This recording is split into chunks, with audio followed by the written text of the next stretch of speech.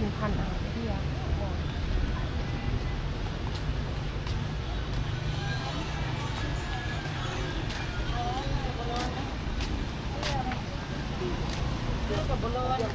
ชุดตี้ตรงนี้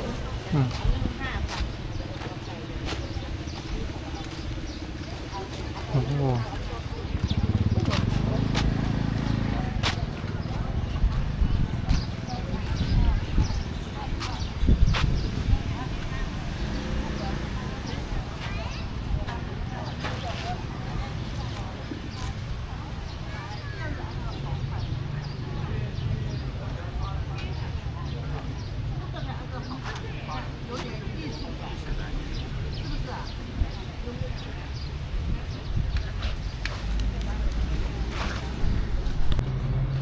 ซื้อเนี่ยขายข้องซื้อปี้ปี้ นี่อ่ะ ปี้ก็ไม่ใช้เงินสดอยากจะกันได้ซื้อปี้เจ้าปีเนาะ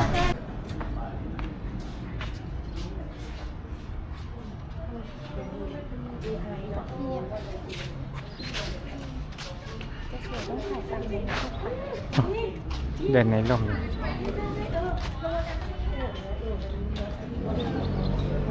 ปุตตะ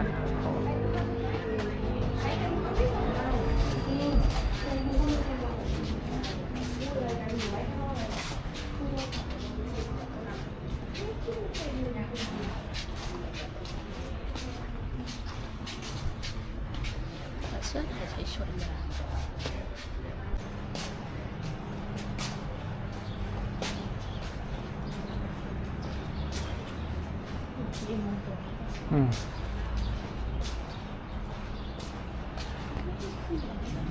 น่าสีเนี่ยคือขึ้นเนี่ย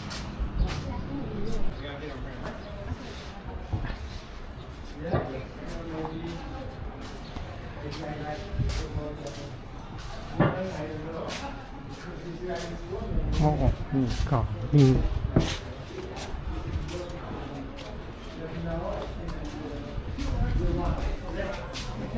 นั่งตรงนี้ไม่ร้อนนั่งตรงนี้นั่งแบบถ้ามาวัดที่อากาศเดินให้วนรอบแล้วค่อยมานั่งนี้ไม่เท่าไหร่มีคนเดินขึ้นไปก็แค่เดินขึ้นไปไหว้อะเดินข้างบนไม่ได้เดินได้ไหนมีคนเดินบ้างไม่มีคนเดิน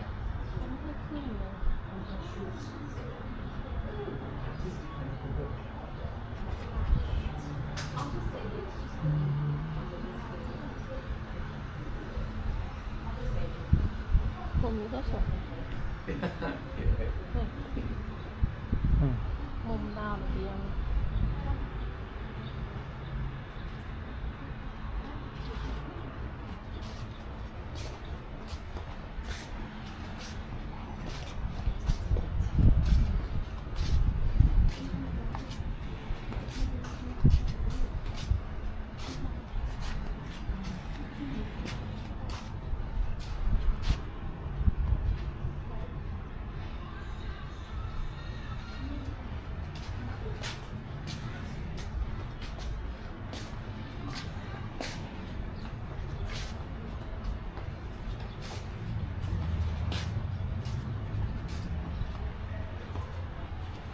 ปิดประตูไม่ให้เข้าเลยทองเหลืองอลามมาก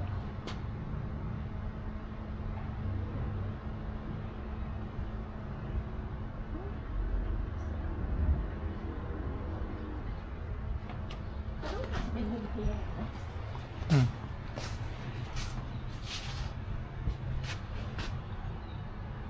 มุมตรงก็ได้ปะลองมุมตรงบันได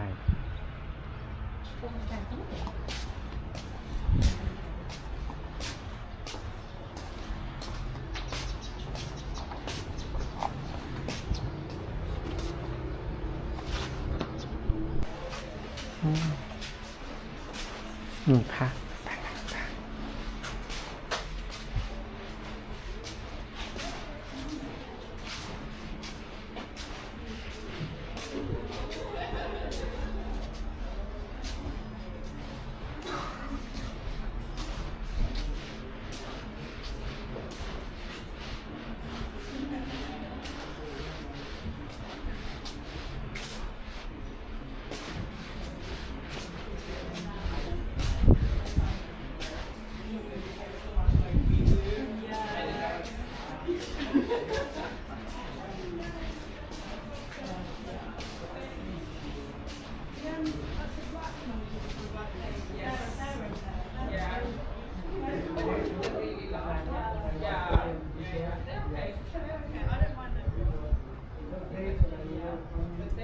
ปว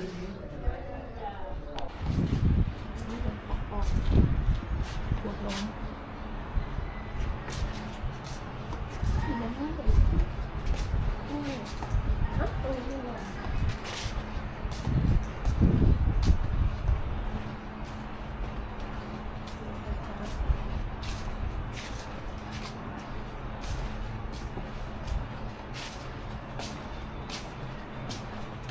ถ้าเลือกไม่ได้เหมือนกัน เหยียดได้แต่ช้าเหมือน ไม่ใช่20 ที่ถูก ไม่ใช่ตอนมันล่ม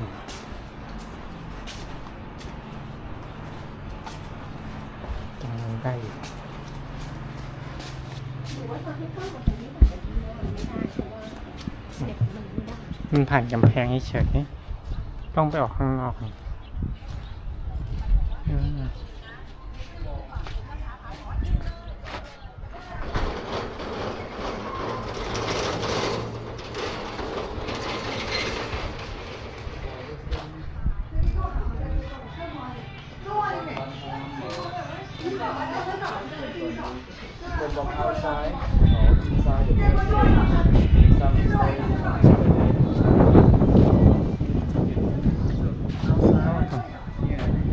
อันนี้มีลง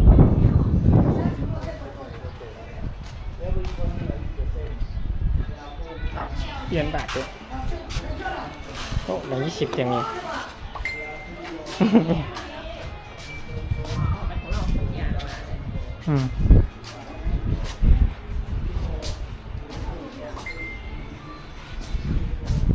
โอ้นี่ตรงนี้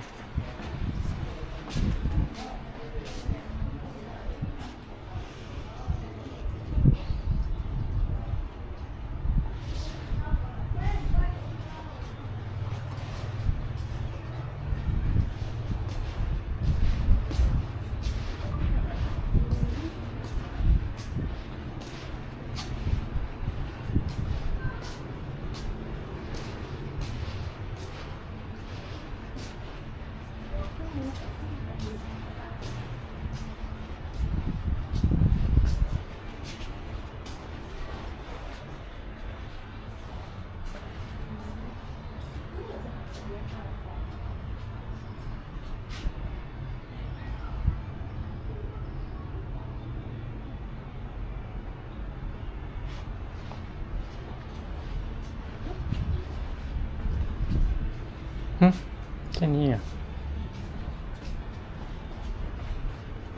ให้สร้างครอบอยู่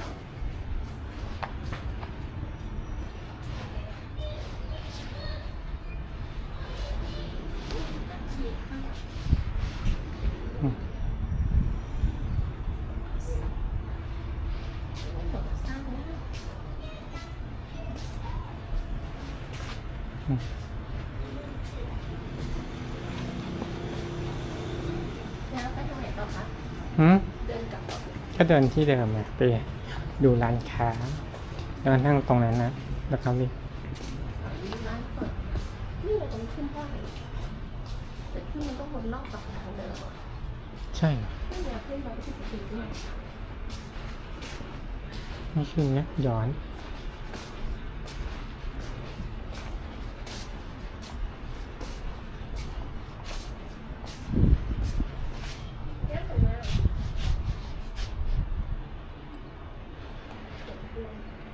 เนี่ยปิดพุงแล้ว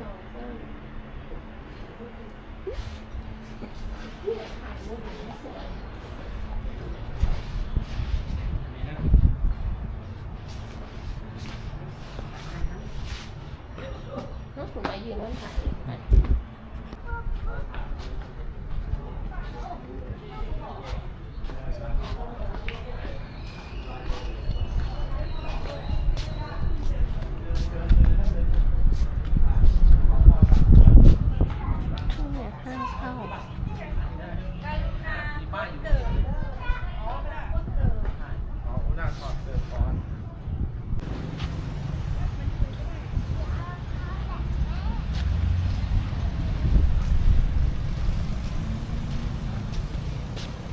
น้องคนที่ขายเสื้อผ้าเขาต้องบอกว่า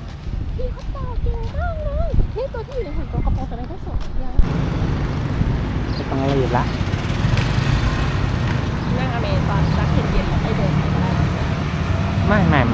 โนไม่เดิน เมื่อยขาเข้าใจนะเมื่อยขา ตอนที่ก็นั่งเชียวมีวาฟรีไวไฟด้วยแบบเนี้ย อืม จะไม่เห็นเลย เซเว่นอยู่ปูอยู่ไกลมาก ขายมะพร้าวขายน้ำปั่นปะกลับปะที่เดชอน